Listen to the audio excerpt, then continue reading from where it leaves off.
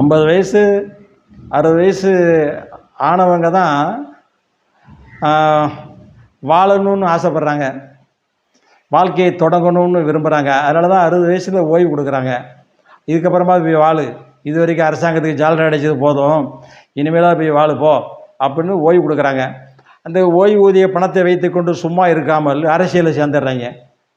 ஆமாம், ரிட்டையர்மெண்ட் ஆன உடனே அரசியலில் போய் ஜட்ஜில் இருந்து, ஆமாம் ஜனாதிபதி ஒருத்தர் தான் வரல, மற்ற எல்லாருமே அரசியலில் வந்து குதிச்சாச்சு. குதிச்சுட்டு அரசியல் செய்கிறாங்க. வயதானவர்கள் தான் கோலோச்சி பண்ணுறார்கள், வயதானவர்கள் தான் அரசாங்கம் நடத்துகிறது. பிரதமர்லேருந்து வெளிநாடுகளிலிருந்து ஃபுல்லாக வயசானவங்க தான், பூரா கிழவர் தான். பார்த்துருப்பீங்கள்ல, பூரா வயசானவங்க தான். அவங்க தான் இப்போ கோலோச்சி பண்ணுறாங்க. அவங்களுக்கு என்ன அரசியல் தெரியும்னு நினைக்கிறீங்க? பழைய நினைவுகள்லாம் மறந்துட்டாங்க. அதனால தானே எழுதி வச்சு பேசுகிறாங்க. அது கூட சரியாக பேச மாட்டேங்கிறாங்கல்ல.